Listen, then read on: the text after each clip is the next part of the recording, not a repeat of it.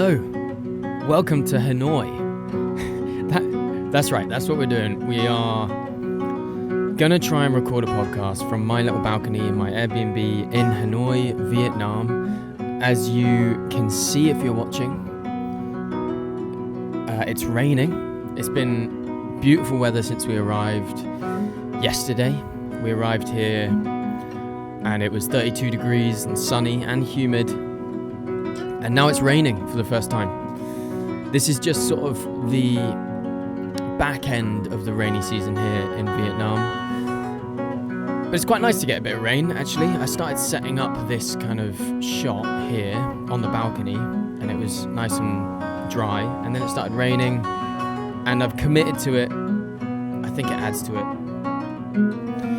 You may therefore, considering I am recording this outside and just above the streets of Hanoi, hear beeping horns, a few people shouting, some motorbikes going past. I don't know what the sound's going to be like necessarily, but to be honest with you, I feel like having a bit of background noise is kind of nice. If you've got the headphones in, if you're running, well done for getting out there and running. Maybe you'll feel a little bit like you're here with me in Vietnam. Anyway, today we're going to do a Q&A. We're going to go through the final few questions that I have on my list of listener questions that have been submitted in. That means after this one, there are no more questions. That means I've sort of caught up. If I've missed some, which I know I have, because at one stage loads were coming in, then I'm sorry. If you feel like you've been waiting on your question to be answered and it hasn't been answered, I am genuinely sorry.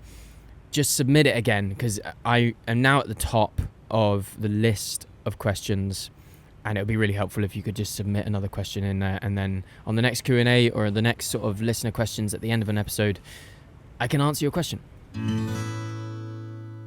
I want to quickly interrupt this episode by announcing that Soar have extended their partnership with That's Runnable. That means they're sponsoring this episode, and I couldn't be prouder, I couldn't be happier. This is a brand that make the toppest, highest, bestest quality premium running kit you can buy. Like, when I talk about really premium stuff, if someone comes up to me and says, what's the best out there? Soar is at the top of that list. If you're looking for something special, like maybe you are looking at your running kit and a lot of it's average, or it just does the job, but you want to have that one piece, that one t-shirt or that one pair of shorts that you just feel excited to put on, Soar will be able to provide you with that. These products are priced at the top. They are premium products. But if you're looking for something genuinely premium, something that feels just better than any other product out there, go to soarrunning.com. If you want to forget about the clothes you're wearing as you run in them, this is truly where to go. Thank you, Soar, for supporting the podcast and extending your partnership with us. It means a lot, and I hope that you, as a listener, go out and check out soarrunning.com and maybe treat yourself to a piece, or maybe even you have a partner's birthday coming up and they just need one piece of kit that stands out from the rest. Go to soarrunning.com, that's SOAR running.com, and check out what they have on offer. Okay, back to the show. Before we dive into listener questions, I am going to give a bit of a summary on what Lou and I are doing out here in Vietnam, a bit of a personal update. If you don't care about that at all, you can skip in. I won't spend too long on a personal update, but I've sort of realized that coming out here, some people do care about why I'm coming out here. Why have I chosen to sort of move out to Asia, or at least come out to Vietnam and travel a bit and try and do things remotely. So I want to provide you with a bit of context on that, if you care. If you don't care and you just want to listen to a few listener questions, we have questions on fueling for long runs. We have a question on how to manage long runs for an ultra, on hydration, on strength training for bone density. We've got a few really good questions today. So if you want to just jump in probably 15 minutes in, then you can do that if you want to skip the first bit. But I want to give you a bit of an update on my life, on why I'm out here. It's been a big move and it's exciting for me. And I hope also it's exciting for you as well. I hope that it sort of elevates the content that I put out on social media or on here. Asia is a fascinating part of the world, and it's a part of the world that I haven't explored as much as I have Europe. Lou and I love traveling. We try and travel as much as we can. In recent years, I have been fortunate enough to travel more than I have before, and have been to many different places. But 2 years ago, Lou was working for a animal conservation charity, a bear conservation charity based out here in Vietnam. She was working remotely, but the charity was actually based here in Vietnam. And so she visited Vietnam a few times, and one of the times she came to visit one of the sanctuaries that they had with that charity, I came and visited her. And it was my first time in Southeast Asia. I had never come to this part of the world. I'd never done any sort of backpacking. A lot of people do a bit of backpacking in Southeast Asia and that sort of stuff. I've never done that. And I fell in love with Vietnam. Vietnam feels like it has it all. The culture's amazing. The scenery in some places is world class. The food's amazing. The people are amazing. They are all really friendly. And it's just good vibes, you know. And Lou and I were in a restaurant in a place called Sapa. And we'd been thinking a lot about where we want to go to when we leave London. The plan was always to leave London. London for us has been a great place. We love London for many reasons. It's given us a lot. But it also is somewhere that is extremely expensive. I think anyone who is, earning probably a reasonable amount, but, not heaps, is going to be living a little bit hand to mouth in London. And it does get a bit tiresome spending so much on a beer or a meal out or whatever.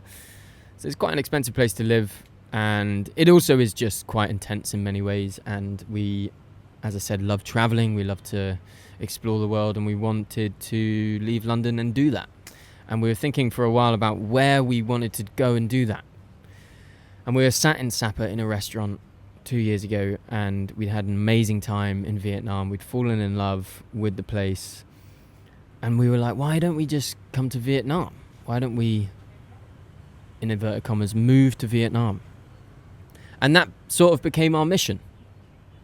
Over the course of the following 2 years, the last 2 years, it has been our collective mission to try and get to a place where we can both work remotely and be in Vietnam a lot, basically. And so here we are. We've managed to make that dream a reality. And it feels surreal. It feels exciting. And I feel very grateful. 2 years ago, I think, I'd been making content on social media for about 2 years at that point. I had about 3,000 or 4,000 followers on Instagram. I think I had a few more on TikTok. I think I had quite a lot on TikTok actually, because it, that gave me a bit of confidence. Made me feel like my content wasn't complete shite. But really, I had no kind of audience. And for me, when I qualified as a personal trainer 4.5 years ago, I knew that in order to have online clients, I would need some sort of audience, or I'd at least need to connect with people online so that I could kind of build an audience and have people sort of know, like, and trust me before they committed to buying a program or, committed to having me as their coach, as their PT, This is how it works. This is how the online coaching world works. So the aim really always was to try and help people online using the great gift of the internet that we have these days to try and connect with as many people as possible. And so I kept posting social media content. I kept working hard to do that on the side. I came back to London to work in tech. I never really loved my tech sales positions, but for the best part of 10 years, that's what I was doing to make money. And on the side, I was trying to build a social media audience.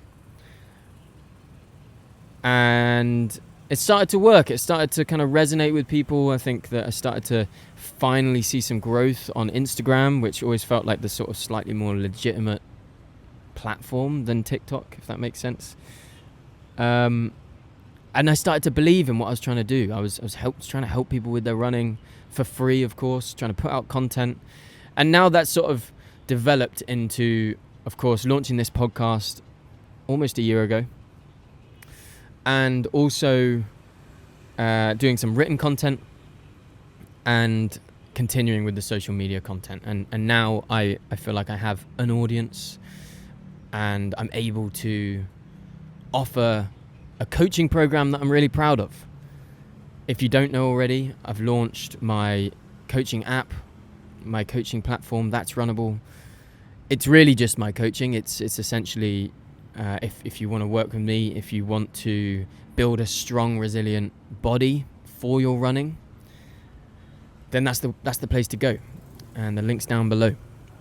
I became passionate about strength training for runners a long time ago. I think a lot of runners neglect strength training, and we're going to talk a little bit today in the listener questions about strength training. But really, that's where my expertise and my qualifications lie. I want to help runners specifically with their strength training, to give them a full program. So a bit of a subtle plug there. If you are interested at all in my coaching, this is what I have built so that I can kind of sustain myself as I travel and as I situate myself in different places. But yeah, here we are. We're here in Vietnam. We are spending about 6 weeks at a time, 5 or 6 weeks at a time in Vietnam, and then we'll go to other places. So we're going to head to Chiang Mai in Thailand. We have a wedding in India, in New Delhi. Going to go to an Indian wedding, which is a bit of a dream come true. Everyone wants to go to an Indian wedding at some point in their life. So we're doing that as well, and then we'll head back to the UK for Christmas and New Year's, and then we'll come back out this way. And just keep trying to live the life that we have always wanted to live, an exciting existence. We have, we don't have a family, we don't have responsibilities that keep us in the UK. And, a lot of people sort of dream of heading out this way or heading out to a different country and living abroad. And that's what we're doing. We're just trying to make it work, basically. There will be no difference for you as a consumer of the content I put out, as a listener of this podcast. The podcast will keep running, and it may be from slightly different locations. I've always tried to have it so that I can do it from wherever. As you can see, I'm sort of just sat on my Airbnb balcony here and trying to make it work. So I hope that this continues to run as smoothly and as easily as it can. All I need is a decent Wi-Fi connection to upload everything. And all my coaching is going to be continuing as well. The coaching platform has a lot of video content on there. There's video instructions in the gym. I think there's part of me that sort of feels like that I might struggle to find certain gym environments to film content and instructional videos. But I have a friend out here who has been going to different gyms in Hanoi and thinks it should be possible. So yeah, I think you're kind of stepping into the unknown when you're doing this. And that's sort of what I wanted to talk about a little bit. Is there is always, although this is very exciting, there is always this kind of apprehension attached to doing something big like this.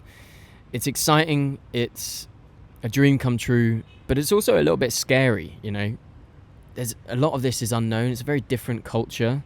We of course have been here before, so we feel like it's not going to be a complete shock, but it takes a lot of getting used to. And in London, I had my things, I had my setup, I had, the gym that I would go to and book out and film my coaching content. I had my gym that I would go to. I had my running routes and all this sort of stuff. Familiar is safe. It feels comfortable. It's quite tempting to stick with the familiar. And, this is certainly outside the comfort zone. Coming to a place like this, it's, not what I'm used to. I'm from a very different culture. But we love that. Lou and I love going to different places and exploring those places and feeling like we're stepping out of the comfort zone and experiencing new things. A bit of a YOLO move. So yeah, bit of a dream come true. What else to say about it? I guess,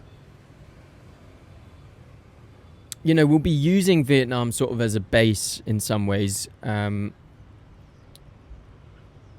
plan was to kind of move out to Vietnam, but really we're sort of coming out this direction and traveling around this area of the world to try and just see more of it.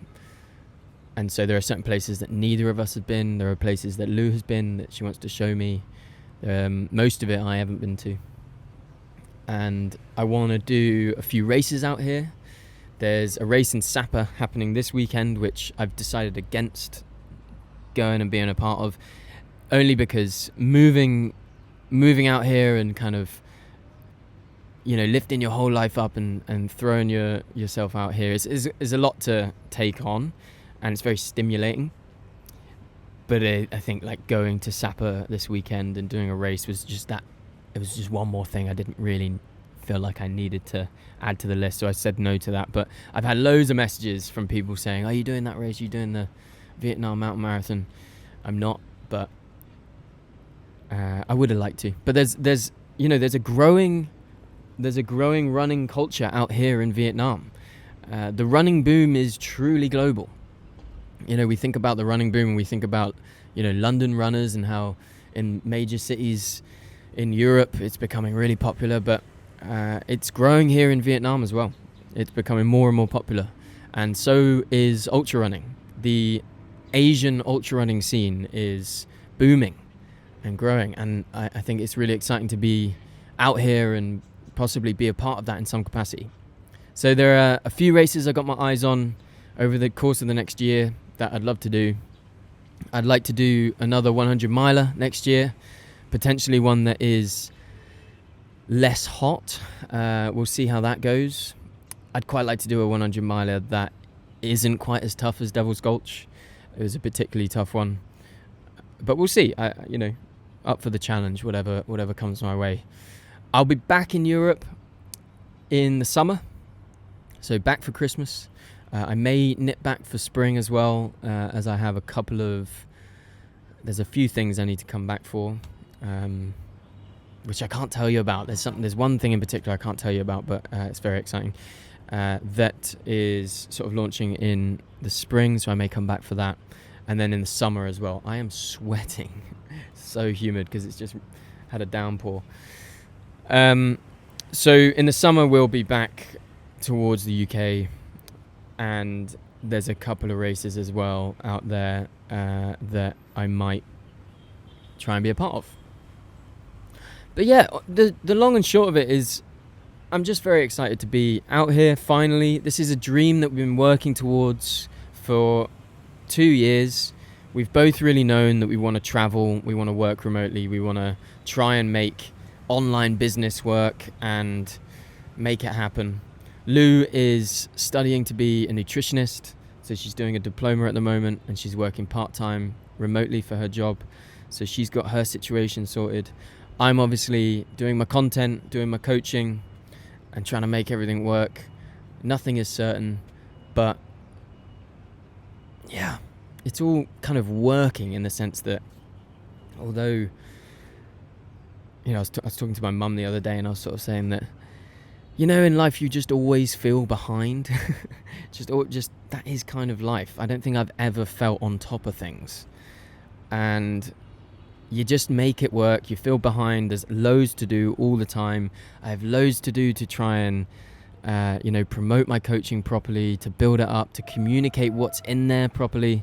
I think, it's a big challenge trying to launch something, trying to price it right, trying to offer the right amount to people, to maybe even release new products so people who feel like they can't afford the current product can, get something that maybe is less of an offering, but slightly cheaper, but it still kind of offers some value. There's a lot that I can do to keep the business growing, to keep it running, and to help as many people as possible.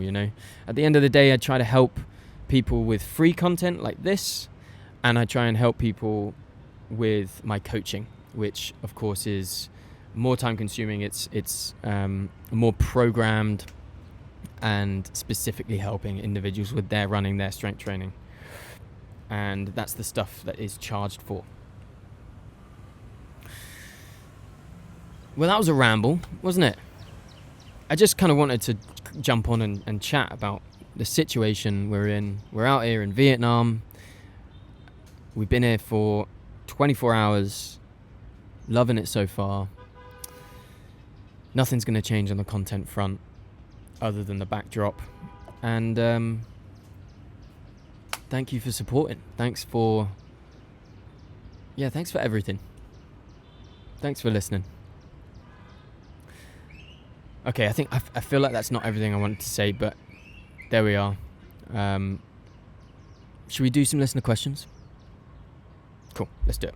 Let's do some listener questions. So, I have them here on my laptop, and I'm just going to go through them. How many do we have? 1, 2, 3, 4, 5, 6, 7. We have 7 questions.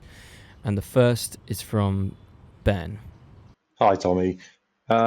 Huge fan of the podcast. Keep doing what you're doing, mate. It's absolutely fantastic.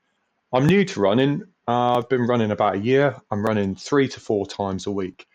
But my long runs are now getting to the point where I'm doing like 12.5 to 15K and looking to go further.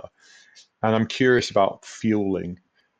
Is this the point that I should start looking at adding things like gels and carb loading and bits and pieces like that? Because I know there's lots of information out there, but it's quite confusing about what's right. And just wondering if you could give us some insight into that. Keep doing what you're doing, mate. Love the work. And thanks so much for all the support and information you give people who are new to running like me. It's a massive help, mate. So keep it up, all right? Cheers. Bye. Thanks, Ben. Really good question.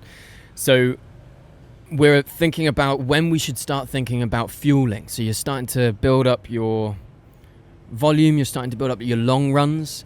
At what point do you start really thinking about fueling during your runs and how you're fueling before? I think this is a really common question and probably something that might resonate with a lot of other listeners. You're building up your volume and you're thinking, I think I need to fuel properly for this run. I'm starting to, be out there for a certain amount of time. And maybe it's worth thinking about taking some food with me. And what do I even do? How do I even approach that? Well, a general rule of thumb that I like to use myself is if the run is, and this is all individual, I want to sort of caveat every question that comes through by saying it depends. It's an individual preference thing. And it really is. Everybody is different and everybody reacts to fuel in different ways and diet is different for everyone. So I can't give general advice that will 100% work. But I will say that if you are going on runs that are kind of longer than an hour and a half to 2 hours, I think it's worth thinking of taking some fuel with you on those runs. So let's talk about during the run. There's loads of products out there. I'm currently branding this Tailwind bottle here. This is just water, but Tailwind is a great option. Tailwind is sort of full, complete nutrition, high carb nutrition, and it's in powder form. So we have kind of liquid products, so liquid fuel and solids as well. Liquid fuels, you could turn to a product like Tailwind. You could turn to another product like Sturka. They have great high carb mixes. These products, these liquid fuel products, are really great in terms of easy nutrition. So if you're looking for something that is going to fuel you, it's going to get carbs in, which ultimately you need for energy, you're going to need the carbs, then look to some sort of, liquid fuel solution like Tailwind or Sturka. They're the two that I would recommend. So that means that, if you're going out on this run, you might want to drop a bottle somewhere, or you might want to take a hydration vest with some soft flasks, and you have one that has water in it and one that has liquid fuel. Quite often these liquid fuels will have carbs, but they'll also have electrolytes in there as well. And electrolytes are really important to hydrate you properly, because water itself will hydrate you, but it doesn't do everything that it needs, it doesn't do everything that your body needs to actually fully hydrate you. The electrolytes need to be in there for your water to actually take effect. So mixing those electrolytes in there is going to be really helpful. So my recommendation for you ultimately then is think about liquid fuel. If you're going on a run that's longer than an hour and a half or 2 hours, then think about taking, maybe 60 grams of carbs in the form of liquid fuel. That should be enough for a run of that kind. When you move into kind of longer ultra distance stuff, you might want to think about an hourly rate and how much you're consuming per hour. It's quite the trend right now to be consuming high carbs. So I think it all started with the cyclists, these professional cyclists who are very, very data driven. Their coaches are very, very data driven. They were looking at how they can optimize fuel during their cycles, and it started to become quite fashionable and pretty evidence-based to just have a huge carb intake per hour, upwards of 80 to 100, sometimes even more than 100 grams of carbs per hour. That's quite hard to achieve if you've not got these high carb liquid fuel kind of powders. If you're trying to get that in just by eating regular food like gels and stuff, it's quite difficult. Gels are another option. Gels tend to be somewhere around the kind of 30 grams per gel mark. These are energy, they're going to give you a good amount of energy. They've got caffeine in them quite a lot. You might want to just stick to gels. It is an option. Personally, I don't love gels. I think they're sticky and faffy. I think that they cause more of a crash and they're less consistent because you're going to consume the gel quite quickly. That's a sudden hit of sort of 30 grams of carbs and some caffeine, and then within sort of 40 minutes, 45 minutes, you might crash. So as soon as you have a gel, you're going to need to keep consuming it every sort of 45 minutes. So I don't love gels for that reason. I don't really ever use gels, to be completely honest. I tend to use sort of liquid fuel like Tailwind, like these powders. But then you also have solids as well. And from Sturka, for example, you can get rice bars. They are the best rice bars, in my opinion. They're the tastiest. They are the ones that I enjoy really deep into an ultra. And they have about 45 grams of carbs, and they're real food. A lot of people prefer real food, like prefer solids and chewing, and that might be an option for you too. You might want to just play around and have a mix of all of these options. But yeah, generally I think during your runs, if you're going out on fairly long runs, it is important to kind of train your stomach, train your gut, start consuming fuel as you're running, and think about the carb intake more than anything else. A high carb intake is recommended. You're going to feel better if you're doing that. So that's what I would say on during your runs. Before your runs, I think the carb loading trend is sort of over now. It's been sort of very fashionable to have carb loading parties before events and all this sort of stuff. Yes, you need to, load up on a lot of fuel, and you need to have a good amount of carbs in your system. So, the night before a long run, for example, you want to have a good amount of carbs. But in reality, you want to be just eating, like before a race, for example, you want to just be eating a good amount of food, balanced amount of food.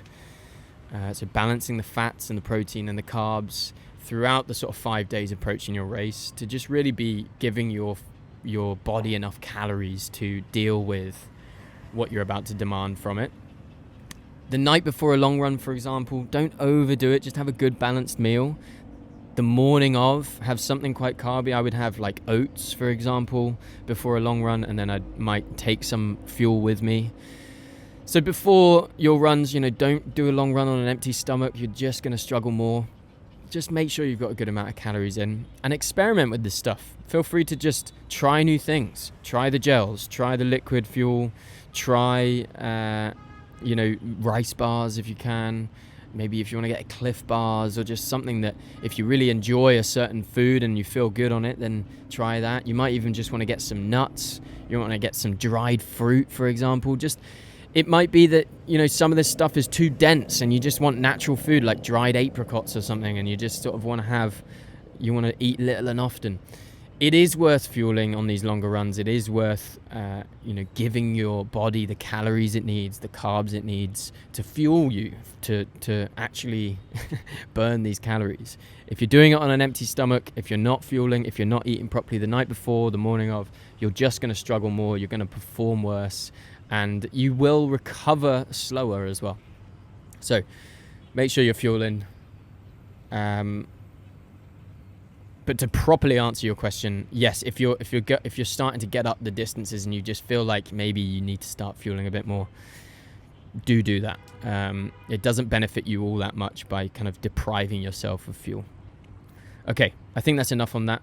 I have this tendency to spend too long on the first few questions, and then I don't move on. But thanks, Ben. I hope that helps. It is an individual thing. Try loads of things. Train your gut. Fuel whilst you run, but also think about just a good balanced diet and fueling properly and eating enough in the days leading up to big runs, and just as you're training. Your body needs fuel. I think one of the most tragic things about the fitness industry is this villainization of food and fuel. But really what we need to encourage is more training and more food. We need to eat more, we need to move more. And if you're a runner and you're moving a lot, that means you have to eat more. I'm not great at this. Sometimes I go a whole morning without eating and I sort of forget to eat, and I only realize I'm hungry when I'm starving. But you need to eat more, you need to keep fueling yourself. And eat carbs, man. Nothing wrong with carbs, nothing wrong with fats. Eat carbs, fats, protein, feed up. All right. Next question from Billy. Hi Tommy, it's Billy here. First of all, congratulations on finishing Devil's Gulch. And my question is, so I've got my first ultra in November. I'm racing a 50k in Madeira with about 3,000 metres of elevation. It's my first ultra. I've run 2 marathons before, which I use Runner, the app, as a training plan. I've now been using it for about 10 weeks to train for this ultra. But I'm sort of now straying away and using it as a sort of guide to my training, because the long runs will say a certain distance. So like perhaps I've got a 40k long run and then it says 3 hours 40. I'm realistically not going to finish that 40k trail run in 3 hours 40. I'm struggling to sort of gauge whether to do time on feet or distance for my long runs. Yeah, great question. Look, okay, so you've been using this training app and it's used AI for a lot of its calculation of what you need to be doing to train for this 100k or for this marathon or this 50k or whatever you're doing. Sorry, I'm generalizing for all listeners, Billy, but I will specifically answer your question. This is so common, I think the problem with these AI training apps, and I have really very few problems with them. I think they're great, and I think they give people structure. And of course, many people would think, oh, you're scared of it because you're going to get replaced by it because I'm a coach. But at the end of the day, these training apps, they often ramp too quickly. The number of people that have come to me and said that they've had an injury because some training app has made them ramp too quickly and they're not considering how they're training properly. They also don't know your capability when it comes to pacing. Some people get given a target. They'll plug in their target time for a race and they'll get given all of these target paces and they just won't be able to run as fast as that target pace on an interval or on a long run, for example. And to offer someone up a long run of 40k and say, yeah, you should be doing this in 3 hours 40 over the trails, that's ridiculous. That is ridiculous. Anyone running 40k over the trails for a training run in 3 hours 40 minutes is running too fast. And the reality of that is that this training app that has been created by AI, this training program that has been created by AI does not know you. And so when you are looking at what's programmed, you're going to trust it. You want to trust it. You want to look at it and you'll say, okay, 40k, 3 hours 40, I should trust that because it knows best. But it doesn't know best. And all that it's going to do if you try and aim for 3 hours 40 over a lot of undulation, technical terrain, and just trails is you're going to run too fast, you're going to overtax your body, and you're not going to gain the benefits that a long run, training run should be giving you. So you're going to trust that, and then you're going to think that you're a failure. You're going to think that you're doing it wrong, or that you're not fast enough, or you're not on track. And that is not true. So there are massive risks to these training apps out there. I overall like them. I think that they're really good. I think that they're very accessible for a lot of people to have some sort of structure, but there are massive risks. There are a ton of injuries caused by these training apps that just don't consider training people in the right way. Let me go on a little bit of a tangent about them. I think one of the reasons why they ramp so quickly is because when you pay for a program, you want it to feel like it's challenging you. You want it to feel like it's enough of a challenge. It's getting you up to the volume you need to be at. And if it's giving you the reality that a lot of training needs to be consistent and boring and repetitive and slow, and it needs to ramp slowly, and you need to be cautious and you need to be patient, and all these things that are boring and you don't actually want to be told, if a training app, an AI training app, is doing that, you're just going to unsubscribe. And so they need to kind of ramp you up quickly. They need to be throwing in a lot of intensity. They need to make you feel like you're being productive. But the reality is you are being less productive because the risk of injury is just so much higher. Whereas, if you consider taking your time with this stuff, if you consider training properly and remembering that easy training needs to be easy, and if you're training on trails, like Billy, for example, if you're training on trails, you're doing these long runs, you should forget pace. You should forget your target time to complete a 40k. And my advice would be to you to train by time on feet and not distance. All of my training in my coaching is based on time on feet. So all of my own personal training is based on time on feet. So when I go for a run and someone says, how far are you going today? I say 40 minutes. When someone says, how long's your long run? I say 4 hours. I don't say it's 30k or it's 40k. Obviously I have in my head, like I understand, okay, if I'm running on flat for 3 hours, I probably should be getting above 30k for me.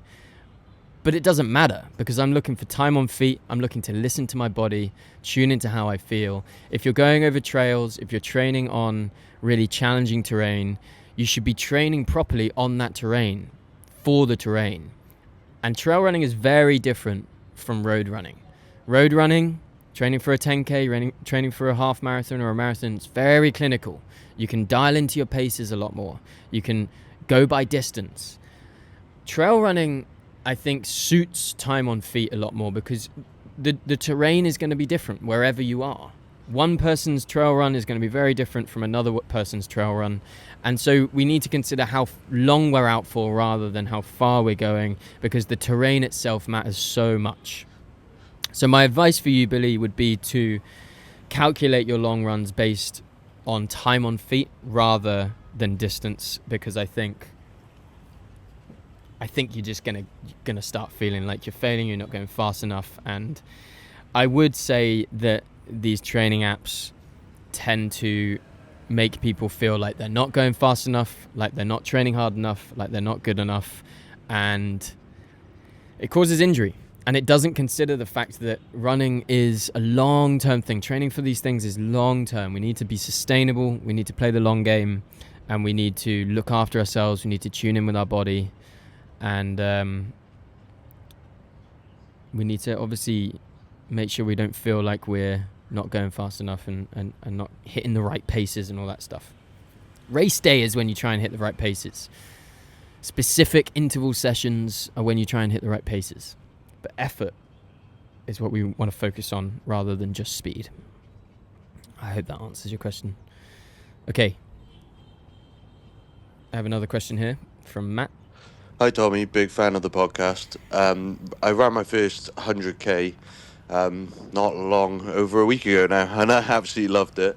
I definitely want to get into doing some more of that and some longer stuff. I was looking at potentially doing my first 100-mile next year, and I just wondered if you had any advice about making that step up. I know you've recently done your 100-milers, massive congratulations on that. And yeah, particularly around long runs. I know the longest I did going up to my 100k was actually only half that distance of 50k, but then I did a 30k the next day to get that sensation of tired on running legs. I just wondered your thoughts on whether that's a good strategy for 100 miles or whether you need to be doing much longer long runs when you're building up to it. So yeah, any advice on that? Hugely appreciated. Thanks. Yeah, great question.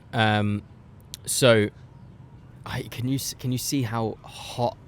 Can you see I'm sweating? I am sweating. Starting to regret doing this outside now. Okay, long runs. I'm actually going to specifically answer the question about, like when you're training for an ultra, how long should my long runs be, and how do I get the volume in, and do I double up on a day or do I do double up weekends? These are great questions, and these are questions that like a lot of people will ask when you run like a 100 miler. A lot of people say, how do you train for that, and how long should your longest run be? Again, when we're going from road running and marathons to ultra running, it's a very different ball game. We're not thinking just necessarily about, okay, on a marathon, we want to have 5 weekends in a row where we do at least a 30k long run. We're not thinking like that. We're going to be thinking about time on feet, accumulating volume. Where do we get our volume? And how long should our long run be? Well, we really want to trust that we're accumulating that volume over a long period of time. Firstly, I want to talk about the benefits of long runs. So, quite often I am asked by my clients and by others, I have a long run, but I can't fit it in. Should I just split it into 2 days and do 15k one day and 15k another day? Now, this does not achieve the same as what a long run would achieve. So when you're going on a long run, there are multiple advantages to long runs in one go. First is fuel utilization. So your body uses different fuel types, basically. You have fat used for fuel and glycogen used for fuel. We want to encourage the body, we want to train the body to essentially adapt for fat metabolism, so to use fat as energy instead of and as well as glycogen. So that happens on long runs. That happens when you run far. It doesn't happen as much when you're going on short runs. If you're just doing loads of little short runs, you're not going to adapt the body in that way as effectively as if you're going on longer runs. So we want to make sure that fuel utilization is adapting, because fat lasts longer, basically. It's a slower burning energy source, and we want to encourage, as ultra runners, we want to encourage our body, we want to train our body to adapt in that way.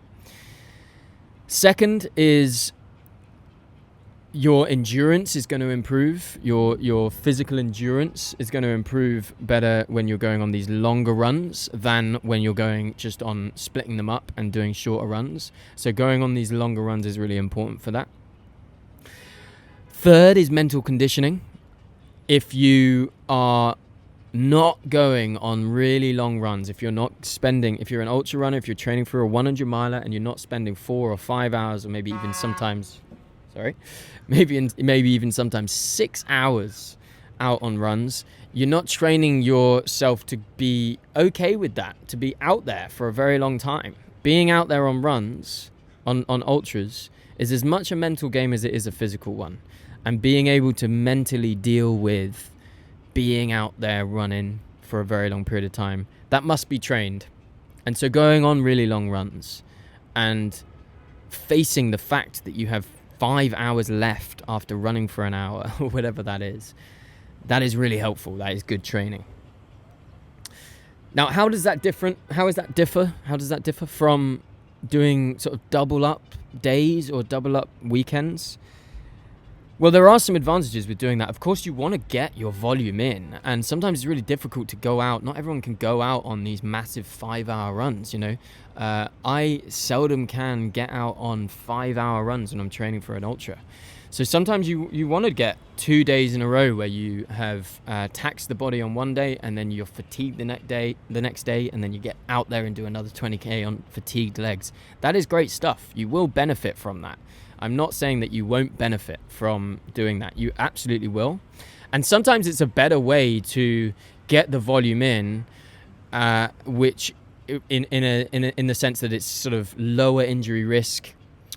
So you are letting the body recover a little bit more before you go back out there. There's of course higher injury risk if you haven't prepared the body for these long runs, and you're going out on these long runs. All of a sudden, your body might not be prepared for that, and so there's higher injury risk associated with these longer runs. But you also want to get that volume in a safe way. So sometimes splitting up those runs, or if you want to get 70k in over a weekend, that might be done over 2 different runs, and that's a great way to do it, and it lets your body recover a little bit in the night between. So it's a great way to do it, and I think that you should use a mix of these.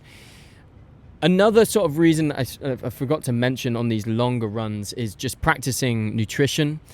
Your gut is something you can train as much as your legs. So you want to be training running for long periods of time and get your body into a state where it requires fuel, and you want to know what it feels like to be sort of 4 or 5 hours into a run and having to feed yourself on those runs. And you want to train yourself in those situations. So neglecting training in those situations and only being in those situations on race day is going to make it harder for you on race day, because you're not used to being in that kind of physical state where you require fuel. So that's what I would say generally about long runs and doubling up on weekends. Both are really great. I want to stress not to replace your long runs just with splitting them up. It is not equivalent, but having 2 days in a row where you have fairly decent amount of volume if you're training for these big races is a very good idea. It's a great way to get a lot of volume in.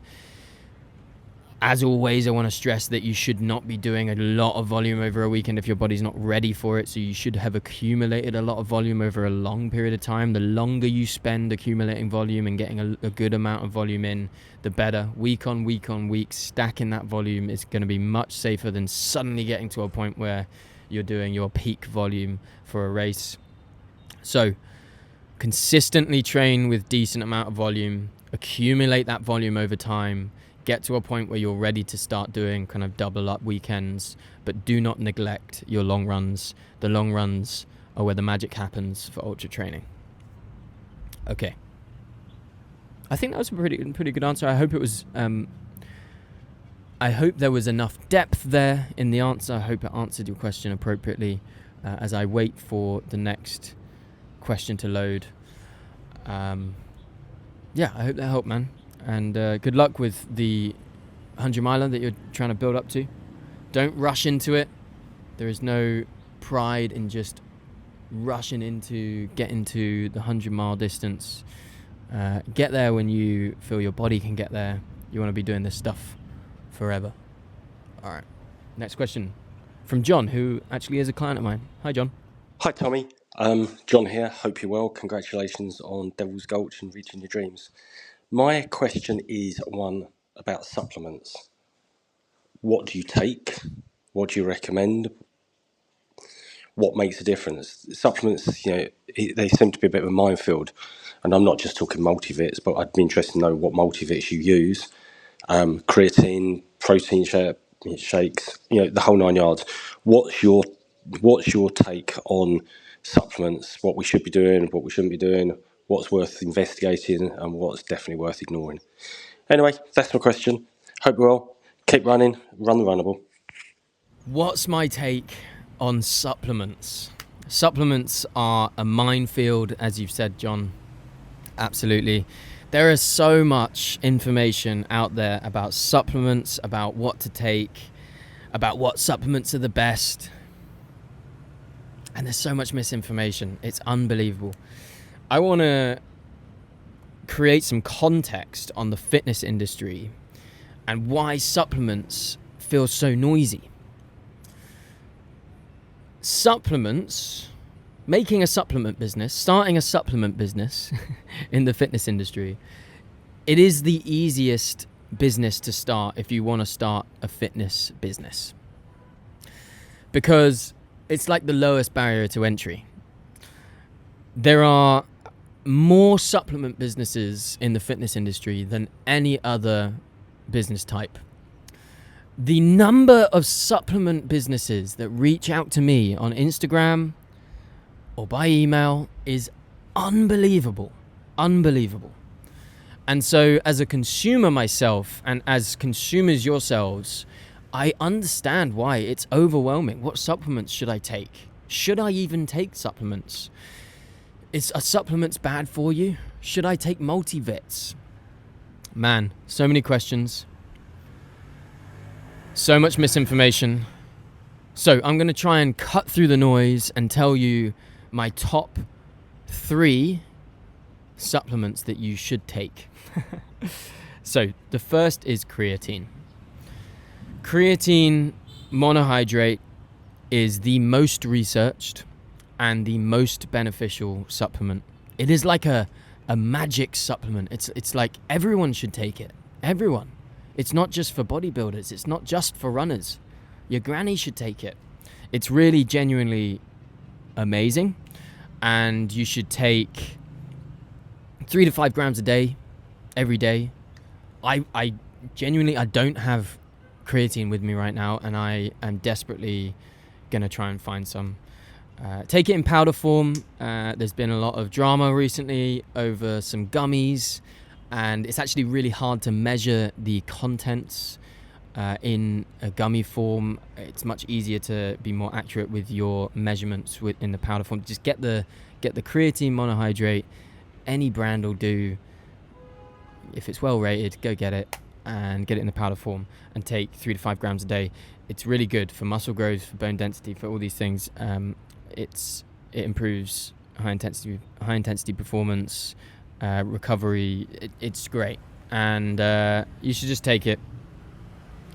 Enough on that. Vitamin D, if you're deficient, it is unbelievable. I read once that 13% of New Yorkers are sufficient in vitamin D. That means, how much does that mean?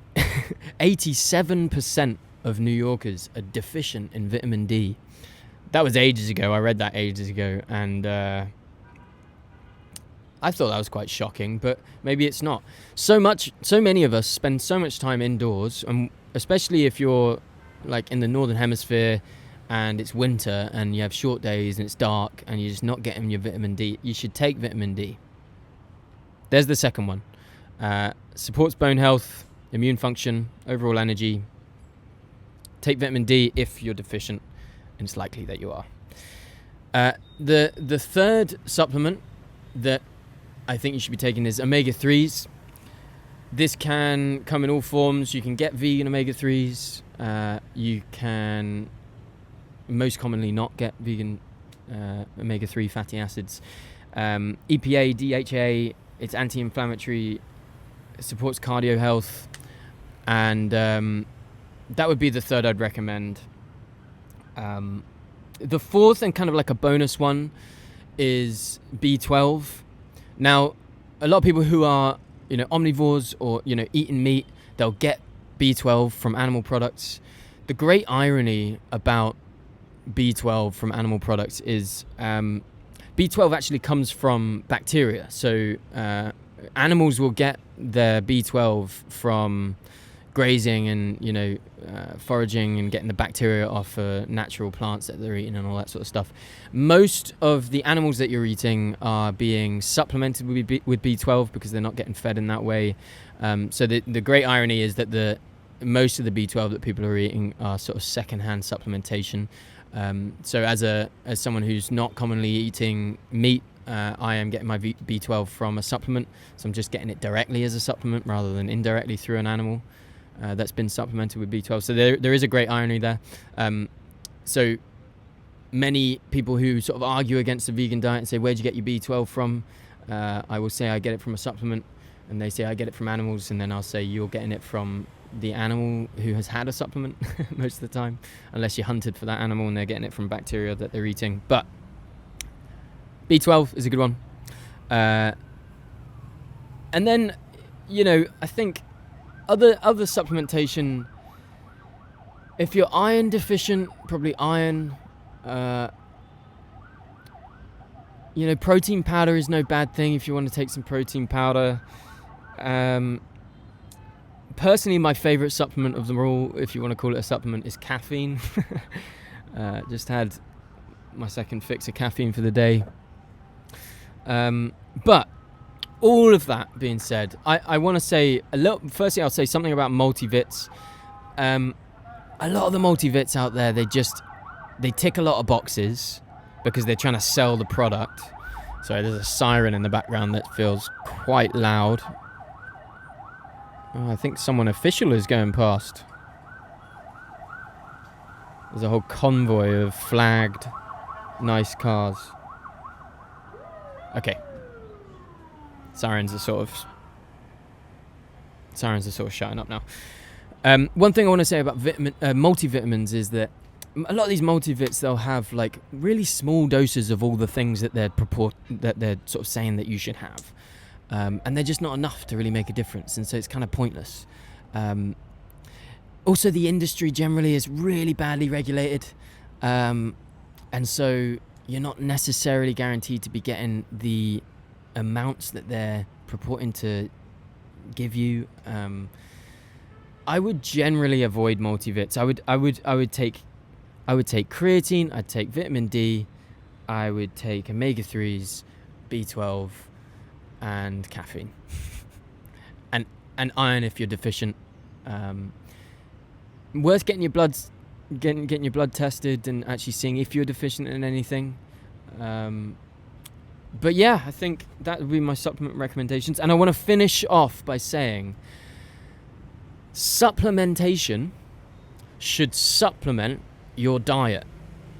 Supplementation is secondary to your diet. You can have all the supplements in the world, but if your diet is not dialed down, if you don't have good variety in your diet, if you're not eating loads of fruit and veg, and you're getting all of these vitamins and minerals from a wide variety of foods, supplementation is supposed to support a good diet. So get your diet fixed first. You can't just be going to McDonald's every day and then having your supplements. That's not a healthy way to be. You want to have a good, balanced, variety-filled diet first. Get your sleep in, get your nutrition in, get your movement in. These are all fundamentals. Then, to support that, get some supplements in there if you want to. Difficult to break through the noise because I could have just created more noise, but I don't think supplements are completely necessary all the time. But I think if you get your bloods tested and if you want to supplement with a few things, then you can.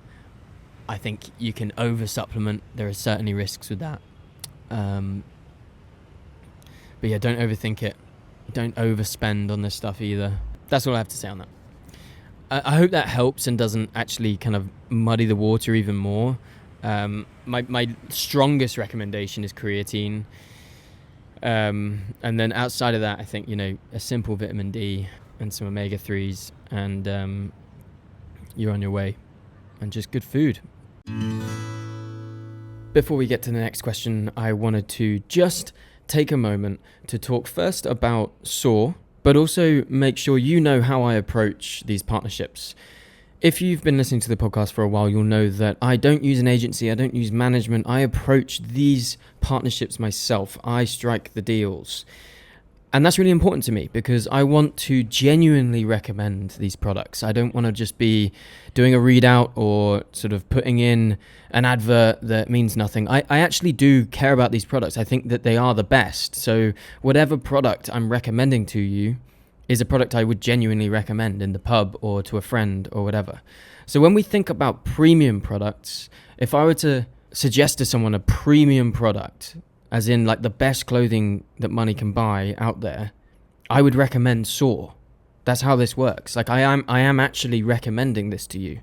If you really want a premium product, if you really want the best t-shirt, the best kind of gear, the best shorts out there, the nicest quality stuff that I can find out there is from Soar Running. And that is a genuine recommendation from me. If you're looking for a premium product, if you're looking for a really nice quality gift for someone or a gift for yourself, go to soarrunning.com, and I hope you enjoy whatever you buy from soarrunning.com. Back to the show. Okay, next from Tom. Hi, Tommy. It's Tom from Kent here, and I just got a quick question about hydration. And basically, I've been running for a few years now, and I've booked my first marathon. I've done a few half marathons, but I'm going for the Brighton Marathon. But it's just regards to hydration, really. And the fact is, every time I seem to take a drink, I feel a bit sick, and I feel like I've got a knot in my stomach. Is there any sort of technique or advice you'd give to me about hydration and actually, so I don't get this feeling? So thanks for the podcast. Really enjoying it. Yeah, cheers. Good question, Tom. This is actually way more common than you might think. So don't worry, you're not alone in this. It's very common. General tips though on hydration. I think specifically you're asking about how you get a knot in your stomach and you're not sort of digesting it very well, rather than like how to hydrate best. If I were to quickly answer how to hydrate best, I think, obviously you want to be taking on water, but you do need to take on some electrolytes. So you can get, there's a stupid number of electrolyte brands out there. So they're all the same. Don't worry. That's why so many of them focus on brand before product. I mean, ultimately they do the same thing. They're electrolytes. So get your electrolytes in. It's difficult to really balance electrolytes properly. But if you get some electrolytes and then you drink your water, you'll be all right. You can get it in tablet form. You can get it in sachet of like powder. Up to you. Test around. I would recommend Sturka. They have great electrolyte products. That would be how I would answer that. But on your specific question of kind of having issues with like a knot in your stomach, a couple of things to kind of advise you on. These things, they take training, and so sometimes you just need to get used to fueling like that during your runs. It might be that your body is just not used to it, so you have to train your body to be used to this stuff. But a couple of things is like think about how much you're drinking at once. I think it's very common to be taking big sips. You're waiting until you're really thirsty and you're taking a big old sip of water and thinking, I need to hydrate myself, so I'm gonna take half a cup of this.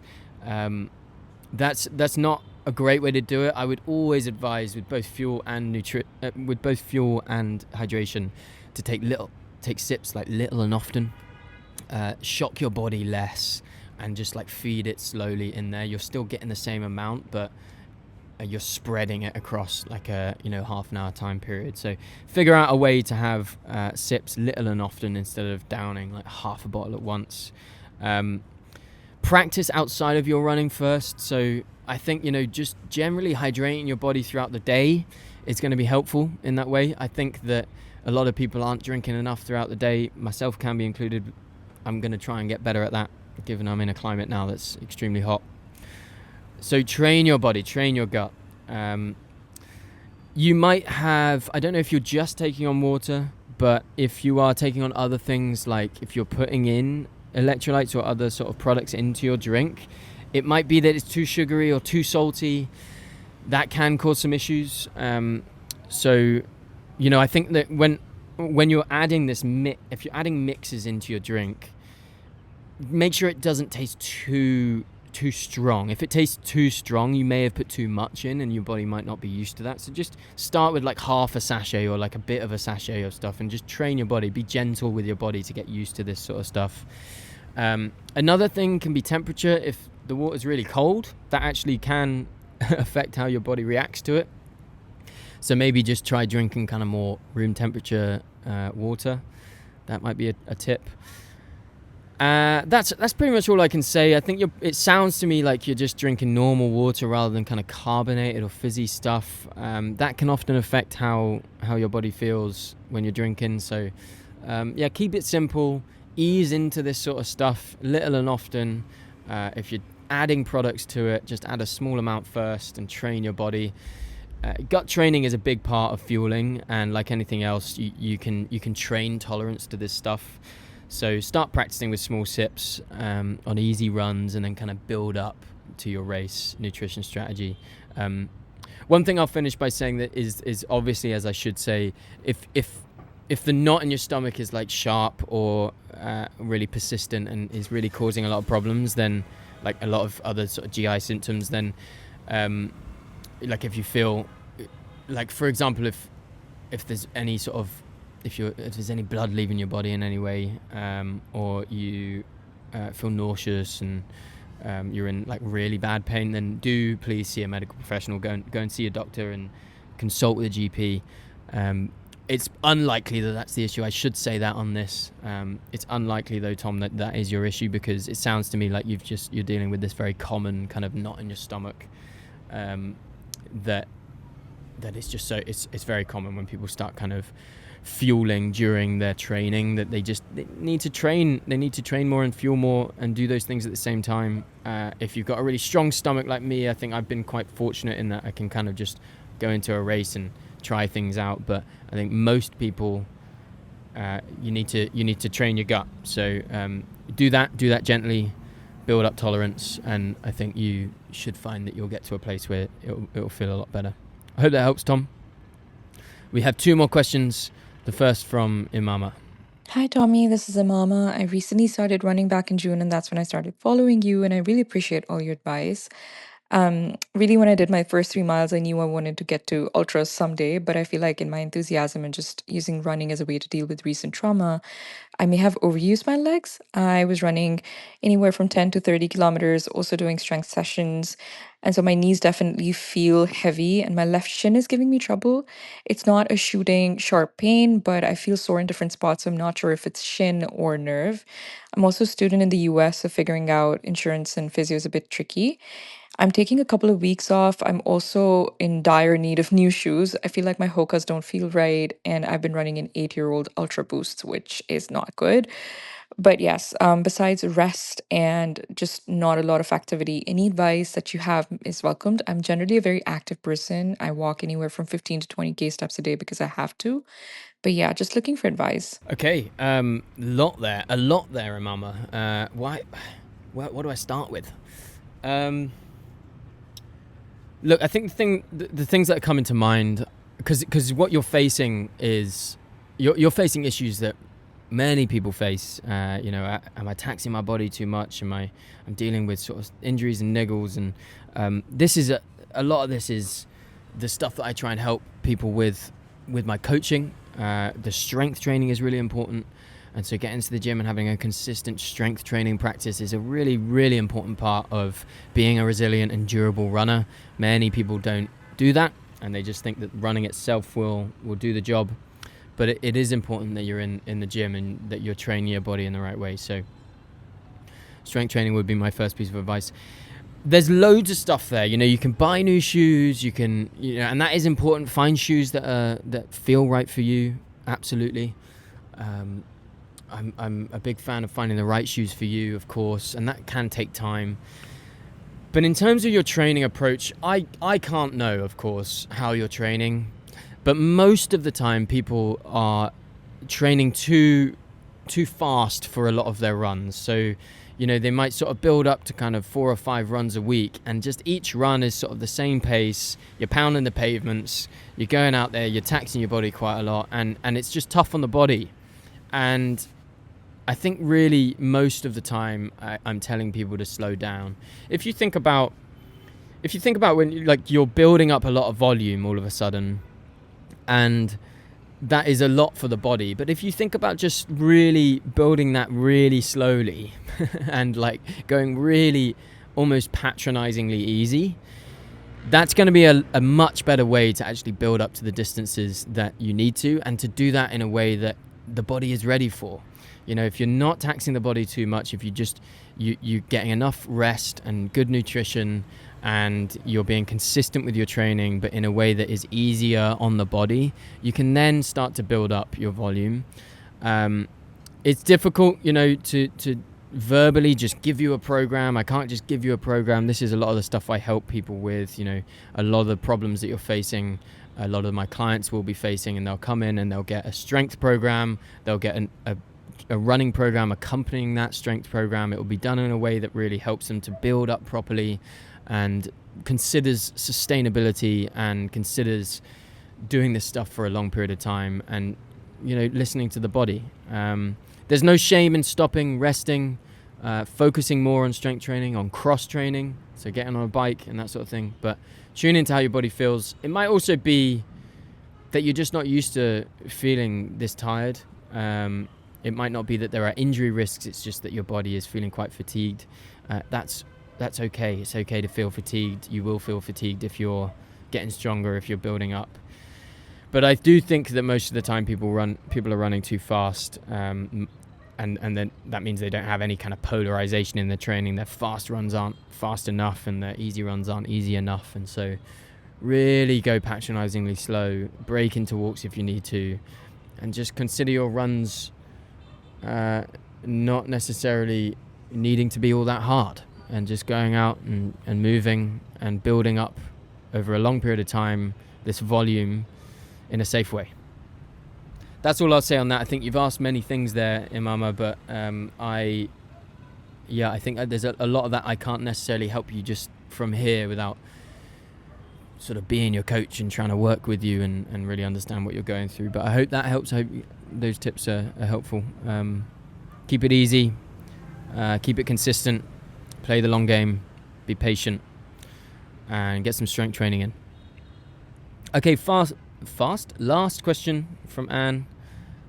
Thanks for all these questions, guys. If you want to ask a question, if you want your question asked and answered on a future Q&A or a listener questions section at the end of a podcast, then throw it in. There's a link down below on any platform you're listening to this on. There should be a link down below in the description.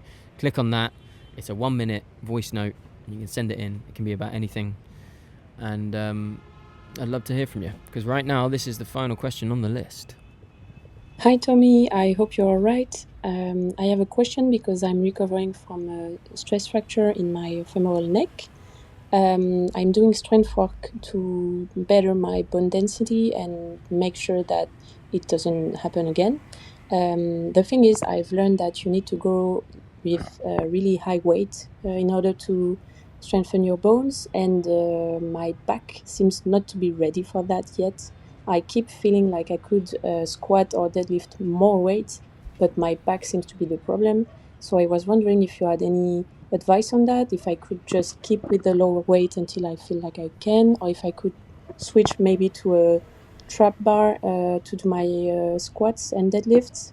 or if that's not as efficient as the classics one, or if maybe there are back exercises that are missing. So anyway, thank you for your help and thank you for the podcast as always. Thanks.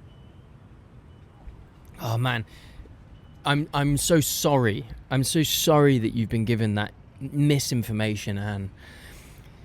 This annoys me. This kind of annoys me, you know.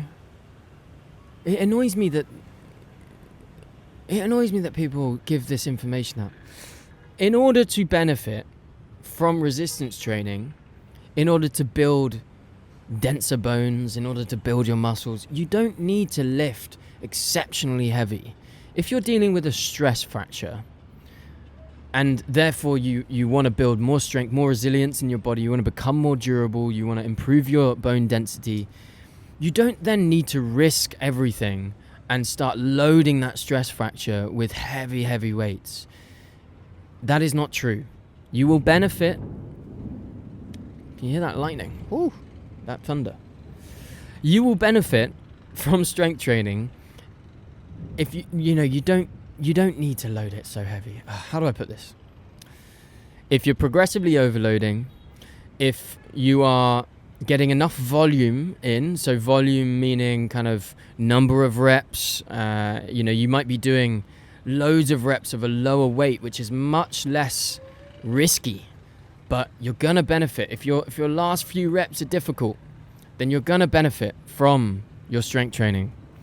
You don't need to load up really heavy. You don't need to start challenging your body and start doing like 1 rep maxes all of a sudden, especially if you're injured. You will benefit massively by just doing any sort of resistance training, progressively overloading, getting stronger, making sure it's hard to an extent, but not so hard that you're risking injury. That is the short answer to that question. I honestly it worries me that people get this information about strength training like I have to lift really heavy. It's really beneficial to lift heavy. It's really helpful. You are going to get much stronger if you lift really heavy, of course, but you don't have to improve your bone density, to grow muscles. You don't have to go to failure. That's all bullshit as well. You don't have to. Most people who think they're going to failure aren't even going to failure anyway. It just has to be hard. If it's hard, you keep doing it. It becomes easier. You progressively overload. You lift more weight. You increase volume of the weight you're lifting. You get stronger. If you're getting stronger, you're building bigger muscles. You're improving bone density. That's how it works. You don't have to risk everything and lift really heavy weights and risk getting a stress fracture again. Do what your body can handle, Anne. Make sure you're not in severe pain. If there is some pain there, it doesn't matter so much. If it's like a 2 or 3 out of 10, then don't worry so much. You can train on that. You will get stronger if you're lifting weights that are moderate to hard. Just make sure the last few reps are difficult. But you don't have to load up. I'm looking at lightning. You don't have to load up and risk breaking yourself just to so-called improve your bone density. That's the end. Thanks for listening. Thanks so much for all the questions. I hope you enjoyed this episode. I hope the background noise wasn't annoying, like thunder or sirens. I hope you keep listening. I hope you keep submitting the questions. And sorry, this one was a bit of a long one, but I'm excited to be recording this podcast from different places, wherever I am, whether it's here in Hanoi or in Thailand or wherever else. That's what I have to say. I don't know how to conclude it. Thanks for listening. I appreciate it. I'll see you on the next one. We've got some interviews coming up. We've got some solo eps coming up. And if you submit questions, we'll have more questions coming in. Run the Runnable. Keep showing up for yourself. And I'll see you next time.